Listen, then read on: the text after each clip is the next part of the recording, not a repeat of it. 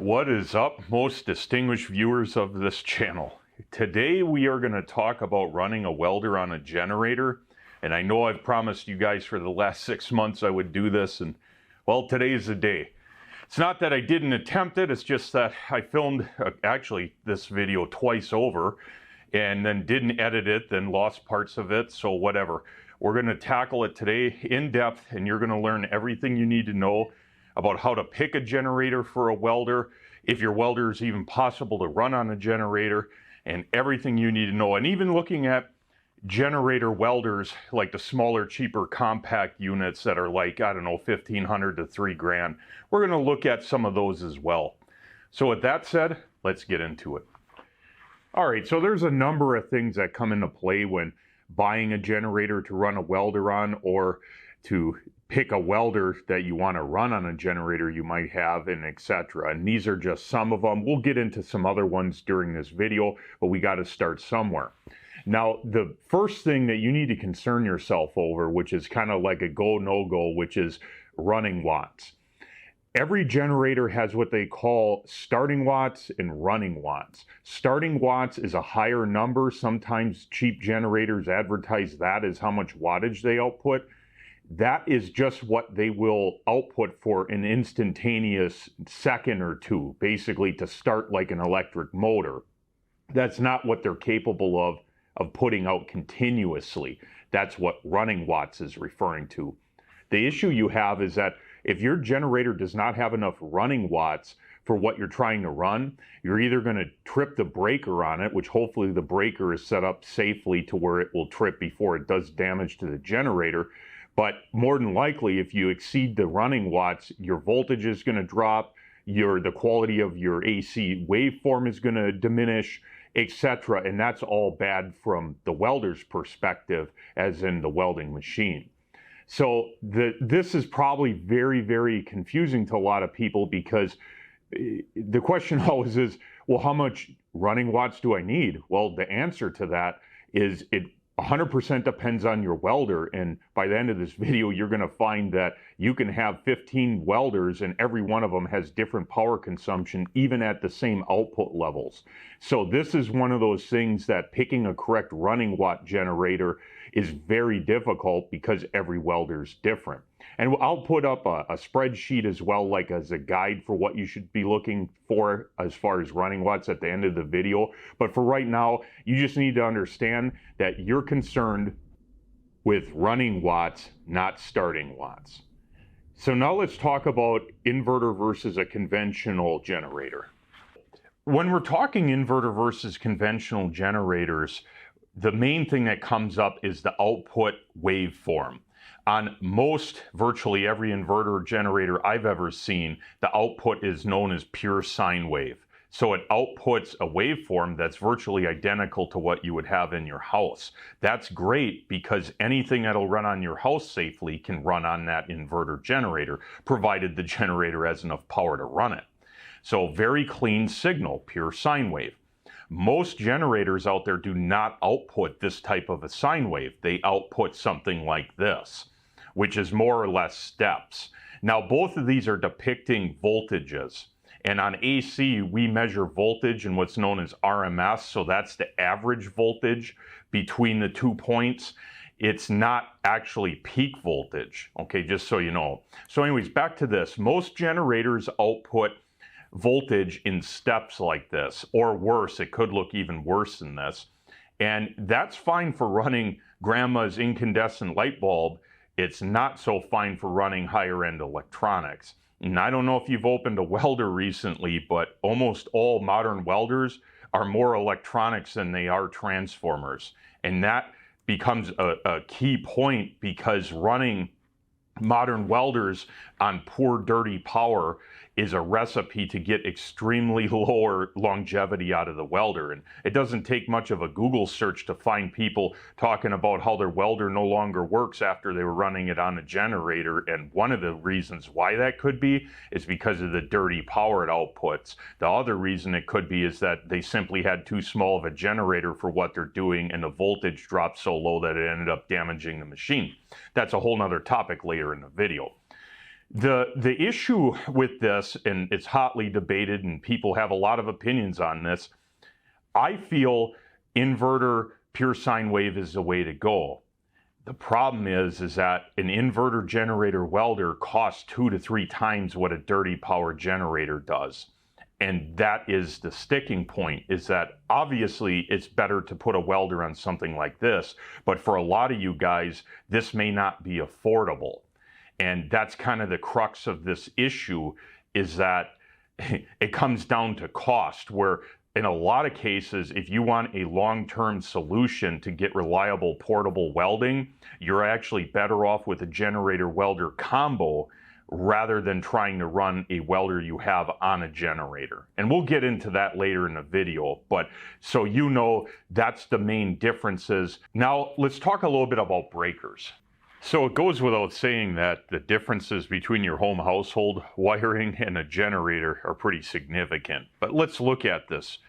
Right here's a breaker panel, that's a welder, and imagine that's a generator.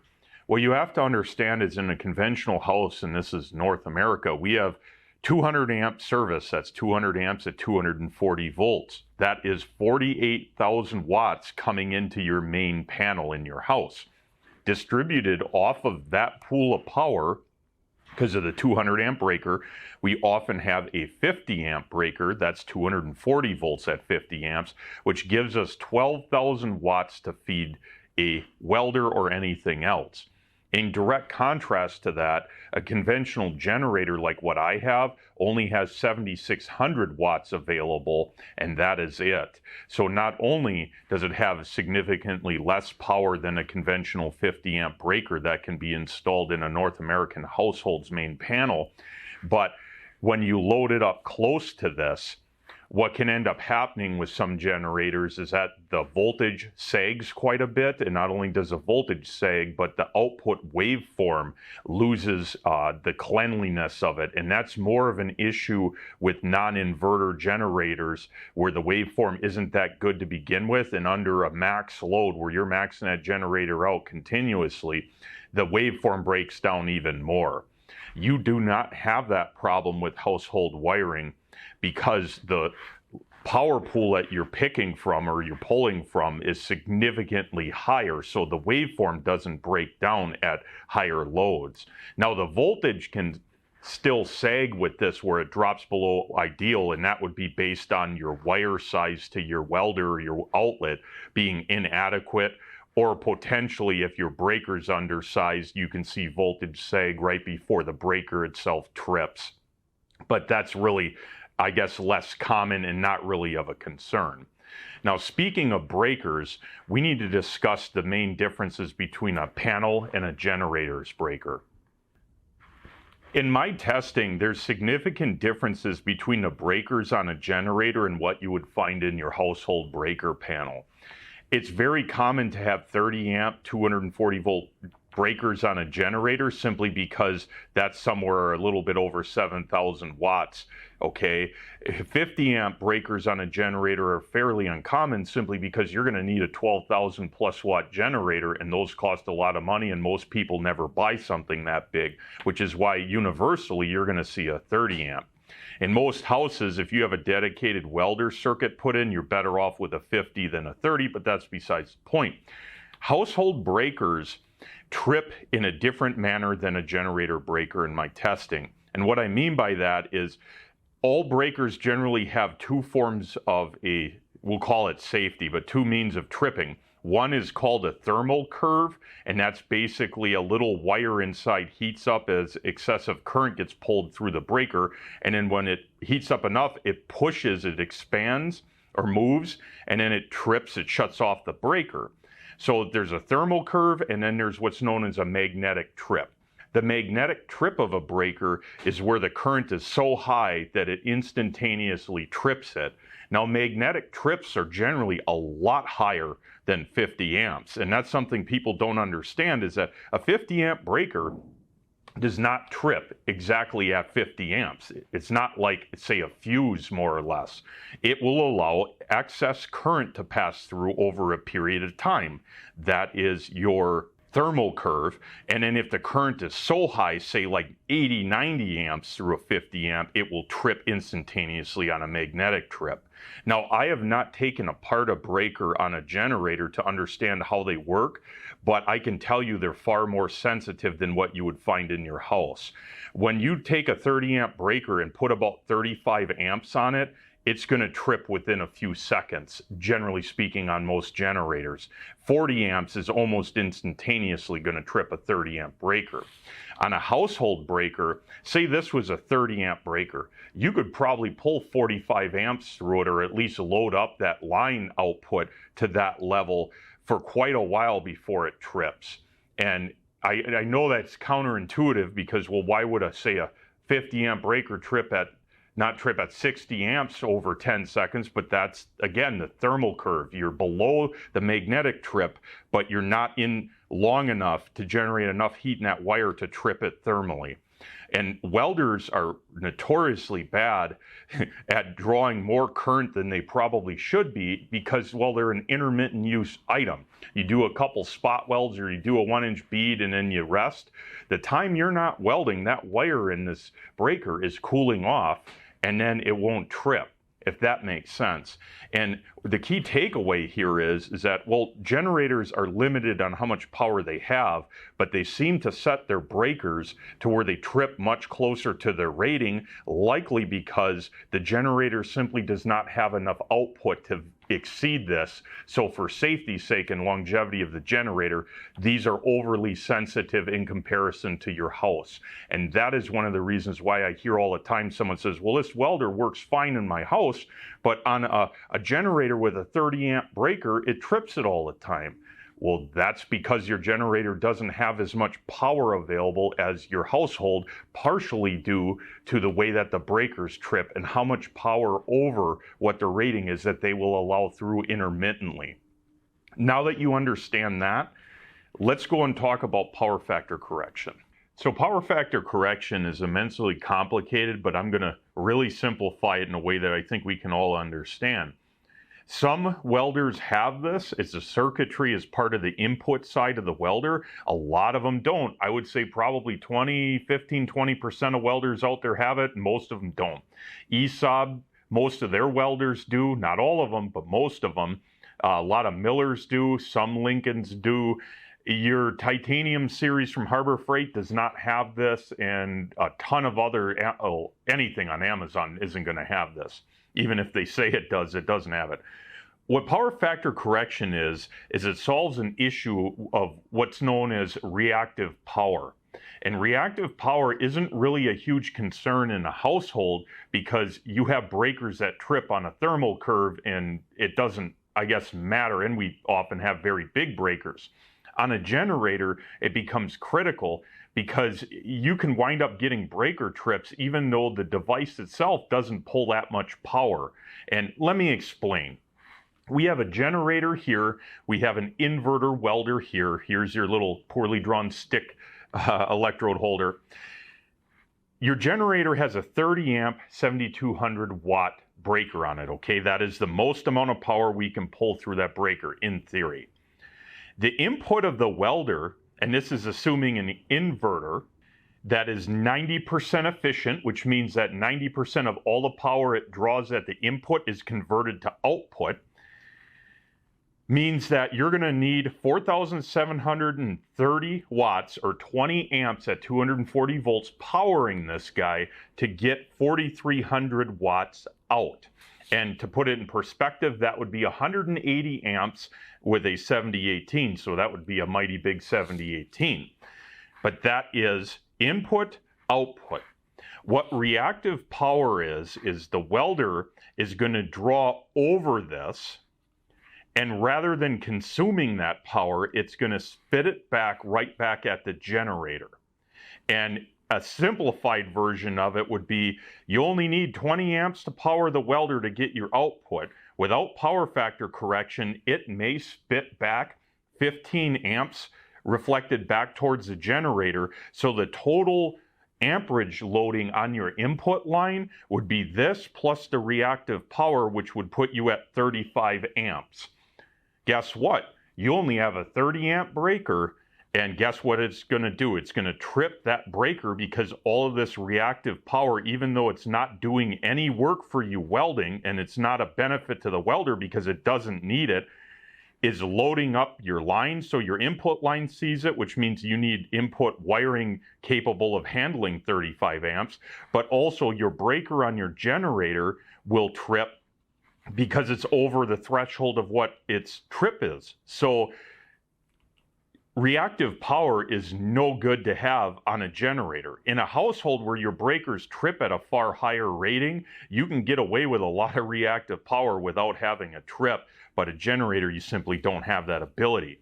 So when they say it has power factor correction, what they're referring to is that at most output levels, it completely axes the reactive power that's going back to the generator.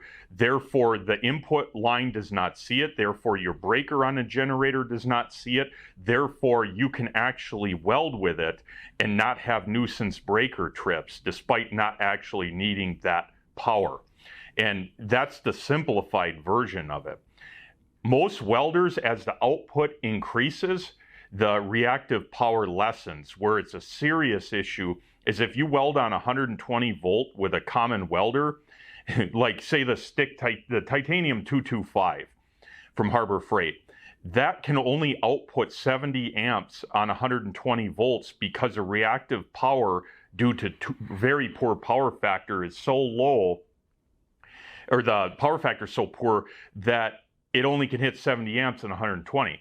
When you go to like the ESAB Rogue, you can actually get 120 to 130 amps of output out of that welder on a 20 amp breaker, because it doesn't throw all that reactive power back. So it's not that this power is fictitious and it doesn't exist. It does exist. It's going to load your input wire and it's going to load your breaker up and probably cause it to trip. But the difference is that it's not performing any useful work. And that's why power factor correction comes in, axes all of that. And now you can all of a sudden at low output levels get significantly higher output without breaker trips. And in the case of a generator, you can get way more power and easily, potentially double the amount of output power with some welders by having power factor correction over others. And I'll go and we'll actually test that later in this video so you can see exactly real time what's going on. Now, the other thing worth mentioning here, because we're on this topic, inverter welders in my testing are between 80 and about 95% efficient, which means that the input power converting it to output power. So we'll just talk in form of watts. Input watts versus output, about somewhere between 80 on the low end, 95 on the high end, okay? If you have a transformer welder, universally those are only 50, 60, maybe 65% efficient. That's a huge problem running one of those on a generator, because basically if you want 4,300 watts out and your welder is only 50% efficient, like my dial arc over there, you're going to need 8,600 watts of input power just to output what an inverter might get to this output. And then to make it even worse, most transformer machines don't have power factor correction. So not only are they going to consume 40 amps on the input to get this out, but now they're going to require an additional 20 amps that they're going to just kick back to the panel. So now you need a 60 amp breaker to get this, when a 20 amp may handle this on a conventional modern welder. Hopefully that makes sense, and by the end of the video I think you'll understand a little bit more on that. All right, let's go to the next thing. So now let's compare a cheap and simple generator welder like your Harbor Freight Outlaw 195, the ESAB Ruffian, all of those, 150 to 200 amp class welder generators. Because if you're looking at a 325 amp plus Trailblazer or some Pipe Pro, you're not in this video looking to see how this works. So we're talking about what I would call the farm, home, and ranch generator welders. When you buy one of those generator welders, you can oftentimes get super high stick output, like the Outlaw from Harbor Freight does 195 amps at 30% duty cycle. That is a tremendous amount of output for a very long duty cycle. to get a stick welder in a home that can output that kind of duty cycle, you're going to need, I don't know, a 60, 70 amp breaker and a dial arc 250 like I got over there in the corner, or you're going to need some other massive inverter to get this kind of output. And let's face it, most of us at home aren't welding anywhere near this, and we're not doing massive production work. So how much does that duty cycle really matter? Well, really depends, I guess. Oh, and by the way, if you have any dreams of arc gouging on something like this, forget about it. It isn't going to happen. You'll blow it up. Anyways, the generator welder setup is great for someone that knows that they're going to want to do a lot of stick welding, a lot of repair work on the farm, and that's what you need it for. Because for this, you know, you're talking $1,800 to $3,000 for something like this, and it's all in one shot. They also function as a generator, not just as a welder. They have very high output, very high duty cycles. They stick weld awesome. So for you guys, it's going to be far cheaper to just buy one of these than attempt to get a generator that's bigger to run any other welder you want, kind of like what I do. And it's just cheaper this way, but there are limitations to this setup. The main one being, most of these only have 6,500 watt generator heads on them for running a welder, and it's not pure sine wave power. It's typically very dirty power. So it'll run a grinder just fine, but don't go putting your Miller Dynasty TIG welder on it and think it's going to last. So the main drawback is just poor quality power and not very much. So you buy one of these and now you want to run a 200 amp MIG welder on it, and guess what? It won't run it. Which is precisely why I decided to go the generator route, and I got the pure sine wave generator so I can run any welder. And the ability to run any welder means I can do anything. I can do TIG, stick, MIG, AC TIG, anything with any welder I have, and it welds just like I'm plugged into the wall. Now, if you're out, again, repairing stuff on a farm or doing mobile work and you do primarily stick, this capability isn't really a benefit to you. Not to mention, when you run on a generator and run a welder you have, your duty cycle is going to be significantly limited, and it's really dependent by the welder, but also by the wattage your generator outputs. You're going to need a 12,000 watt generator probably to get this kind of output and duty cycle off of this type of a combo. So if you're doing heavy plate or a lot of welding, your cost invested in this is going to be far more than this. But I understand a lot of you guys already might have a bunch of welders or something you just want to power with a generator. And in that case, well, the question is it cheaper just to buy this? Well, the answer is probably for longevity, it would still be. But if you want to TIG weld, TIGging on something like this is kind of sucks. So you might be limited more towards the generator separate and then any welder you have. To put it in perspective, my 7600 running watt Predator generator cost about $1,700. That's the same price as this. Again, the difference is I can run my Miller Dynasty and all my ESOB welders on this, and I wouldn't be able to run almost any of them on a generator welder. There isn't enough power output because most of these are 5,500 to 7,000 watts, you know, if not less. So you just don't have the power output there, and it's dirty power. All right, I think you understand enough about this stuff. Let's look at some hard numbers by testing. So for comparison's sake today, we're going to look at the ESOB Rebel 235 versus the Firepower FP200, which is the ESOB 200 EM, I believe.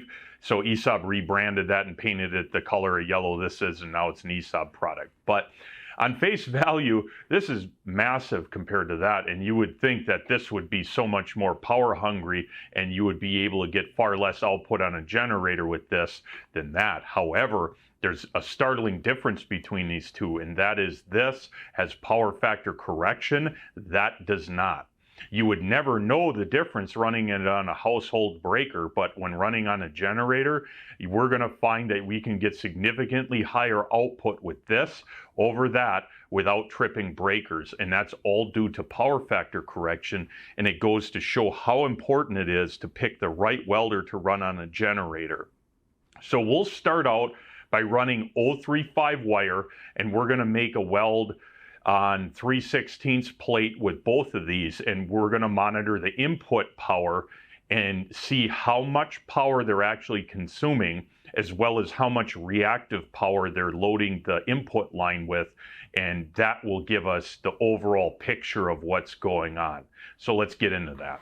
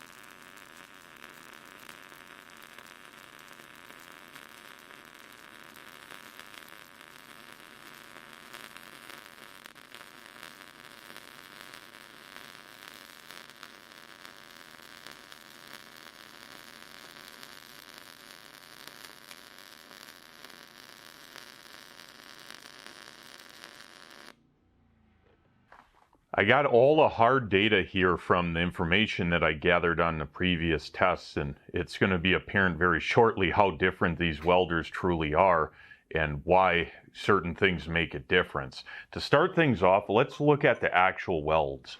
So as you can see, Firepower FP200 and a 235 ESOB. Welding these, they had the same settings, but the results are a little bit different. Now, I didn't amp clamp meter the output or measure the voltage on them. However, I have done that in the past, and I have a pretty good idea of where things are at. And I've noticed the FP200, whatever the voltage set point it's at, its actual voltage is about 1 volt higher. So if you look here, I traveled roughly the same speed. This is a lower, flatter, wider weld. This is more humped up. I likely believe this to be just an issue of this being about a volt and a half higher than the ESOB 235. So aka Firepower's meter's a little bit inaccurate, and that's kind of why I harp on you guys a little bit too much probably about settings don't matter. You got to learn to read your welds. Asking me for MIG settings, they don't really matter. Both of these are done on the same settings, same travel speed, and the results are completely different. And that's because meters and set points on machines vary plus or minus 20, 30% sometimes. So you end up with situations like this.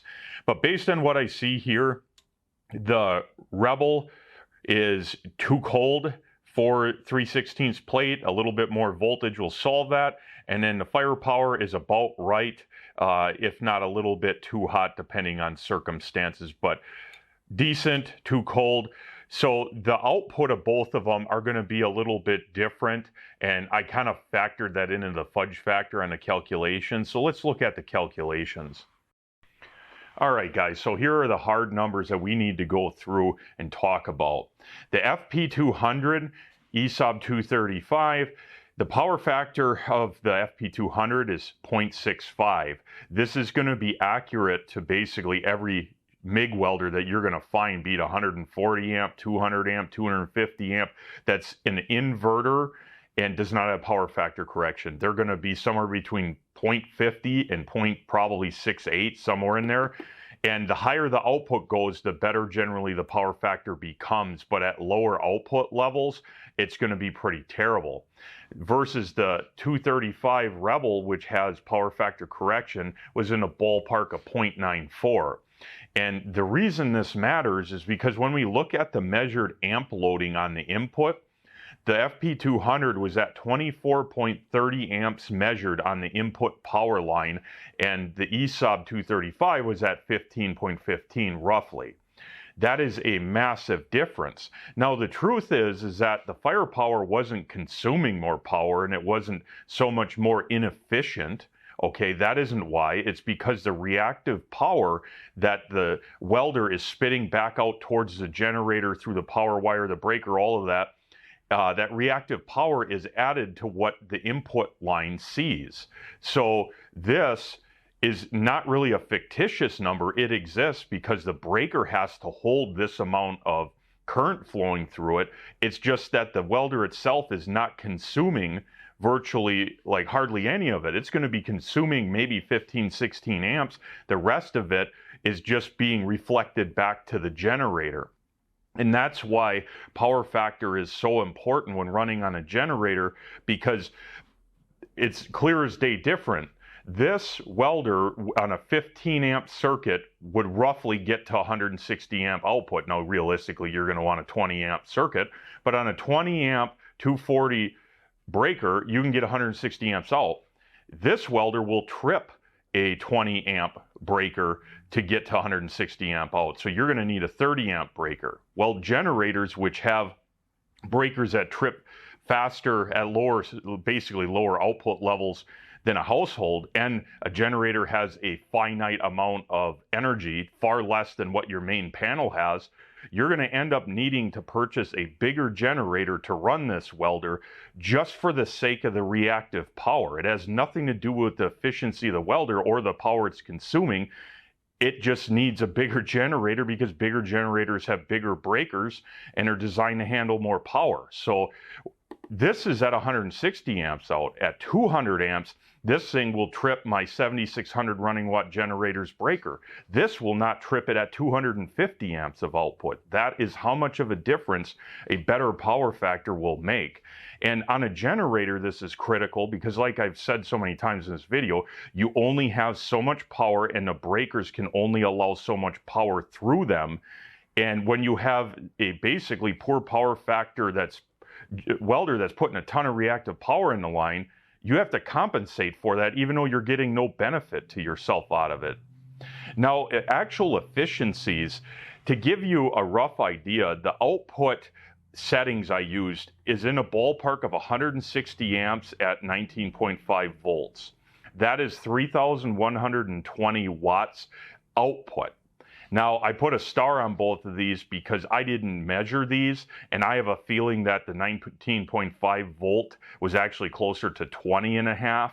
So this efficiency calculation is going to be a little bit off, but for shits and giggles, it is what it is here. The calculated efficiency based on 3,770 watts in, 3,120 watts out is 83%. I believe that due to the settings being off, it's probably closer to 87 to 88% would be my guess. Now, the ESOB, the efficiency calculated based on watts consumed and watts output, which these two are the same because it's the same rough guess, somewhere around 90%.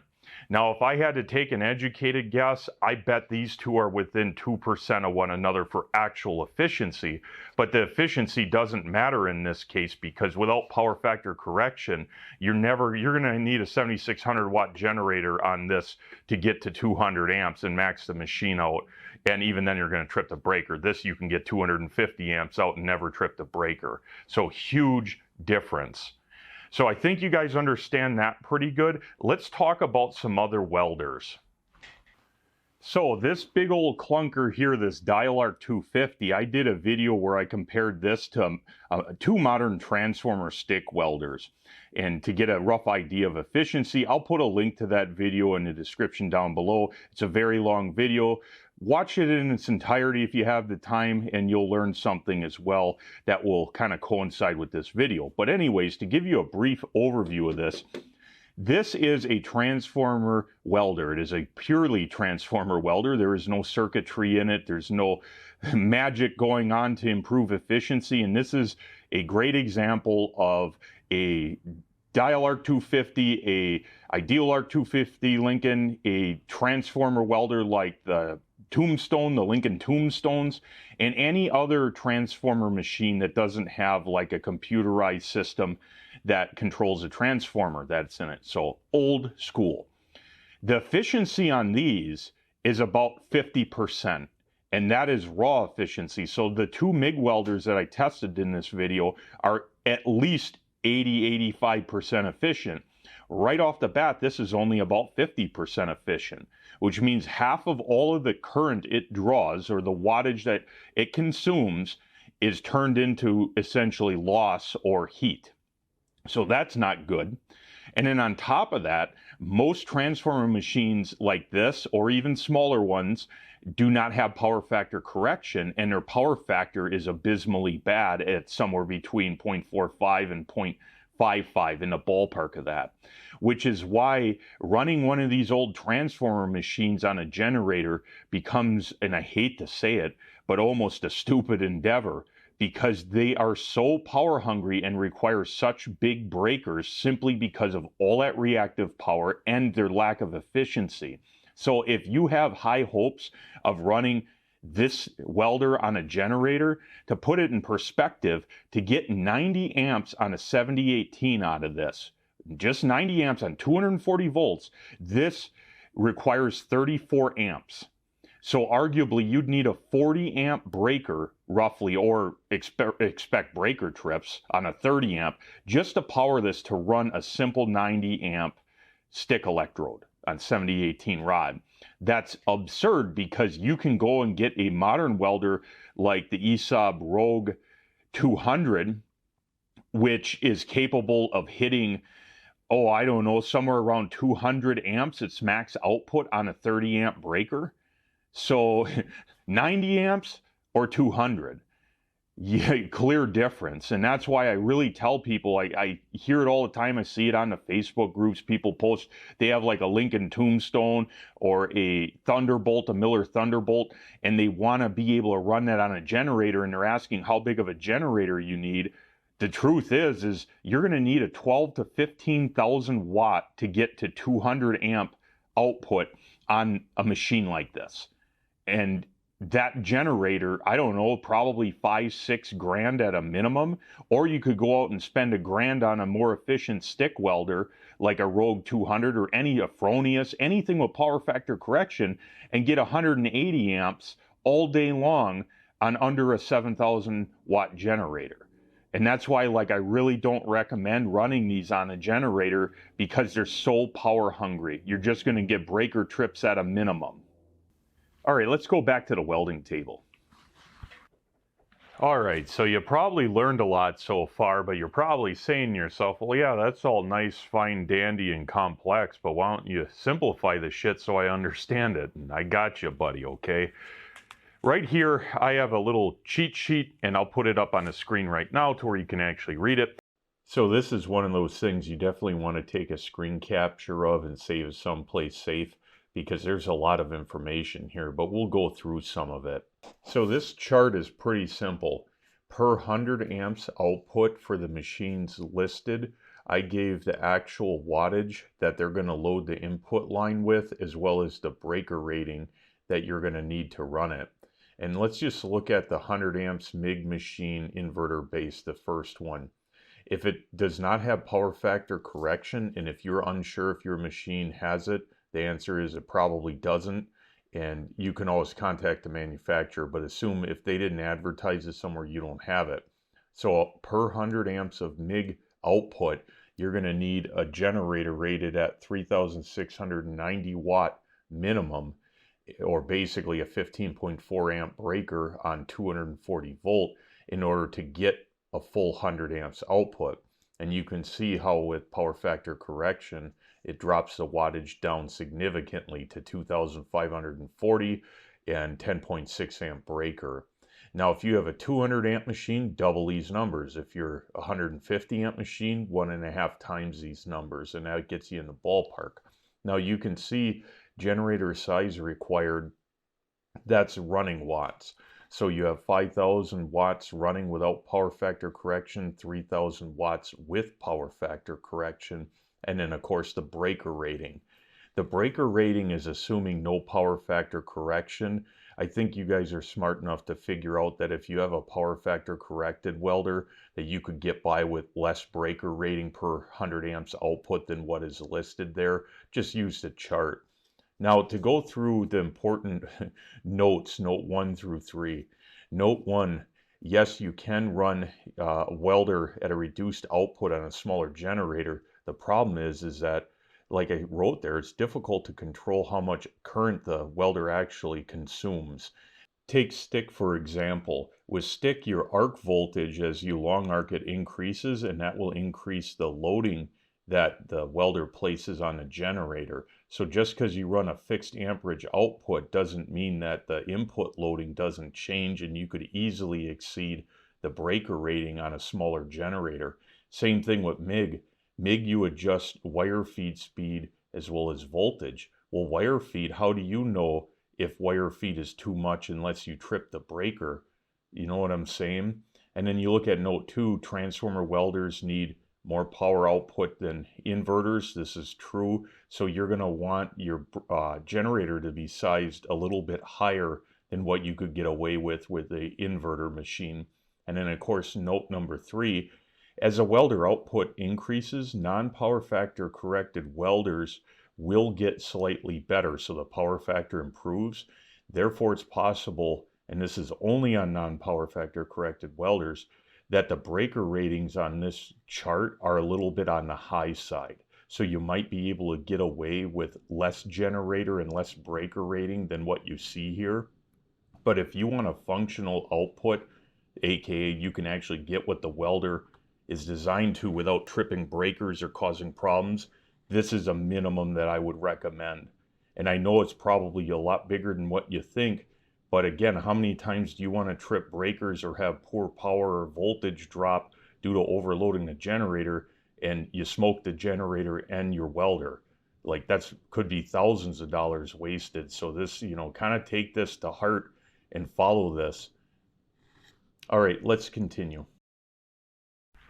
So I know I threw a lot of information at you guys, and you might not understand all of it, and that's okay. I don't expect you to retain all of this.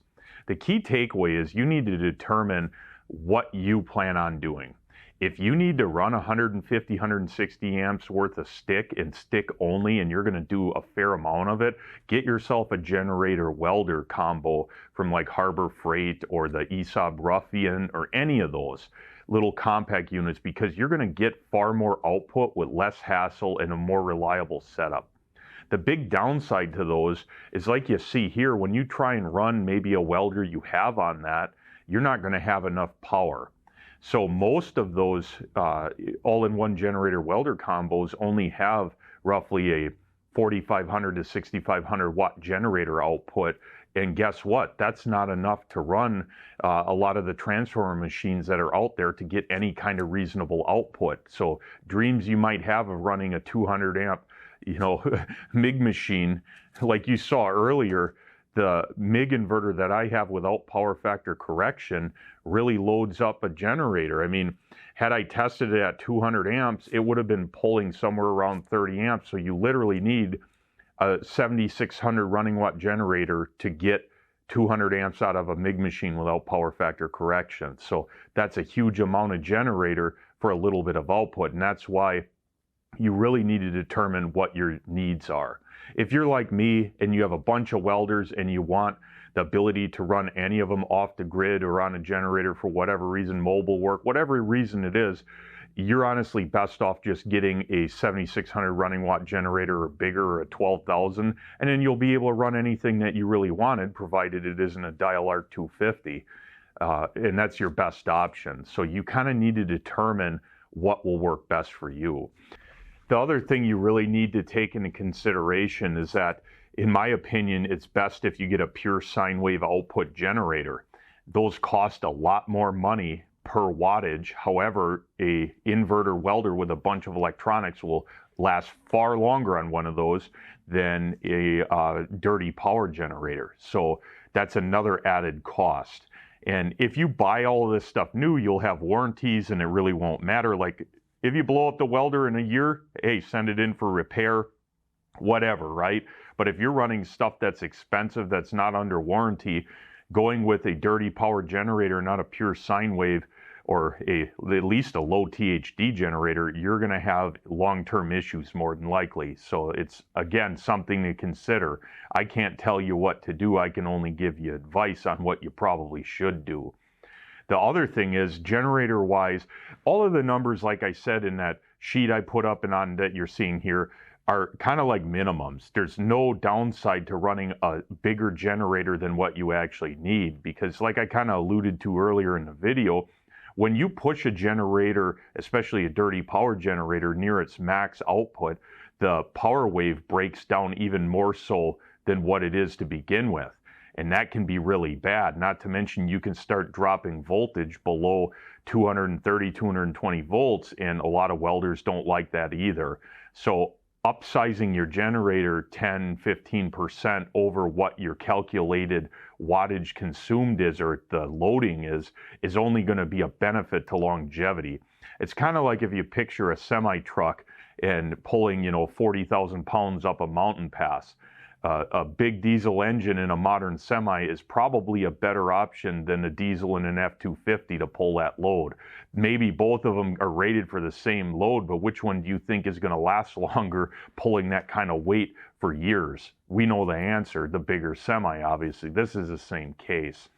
But I think universally, you're better off with an inverter with power factor correction, in my opinion, simply because the demand that they pose on a generator is so much less, and they also likely will be less sensitive to poor power.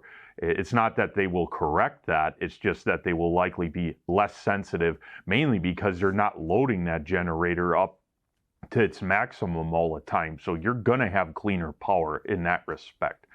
All right, let's go to conclusion. All right, guys, so what did we learn today? Well, we learned how to do crayon drawings on paper. No, seriously though, we learned a lot about running a welder on a generator, and hopefully I didn't overcomplicate it for you guys and made it to where you at least understand what's going on and you can make a better decision on what to do. When you hook a welder to your household electrical system, you're pretty fortunate with the amount of power you have available there. Generators simply don't have the power output or the breakers to run a lot of things, which requires very big generators, because very big generators have big breakers. And that's kind of what happens with welders. That's the crux of the problem, is that there's no easy, cheap way to solve it. Arguably, the most effective, cheap way to solve this is just to get a welder generator combo for like $1,500 to $2,500, and you can get a tremendous amount of output and duty cycle and excellent welding characteristics for fairly affordable. But obviously, a lot of you guys already own welders and you want to run that on a generator. And the truth is depending on what welder you own, you might need a $2,000 generator to run it and have any kind of reliability. That's just the sake of what's going on. There's no easy way around it. That's what's going on. So with that said, if you got any comments, questions, thoughts on any of this, I know it's pretty complex. Feel free to leave it in the comments. Otherwise, until next time.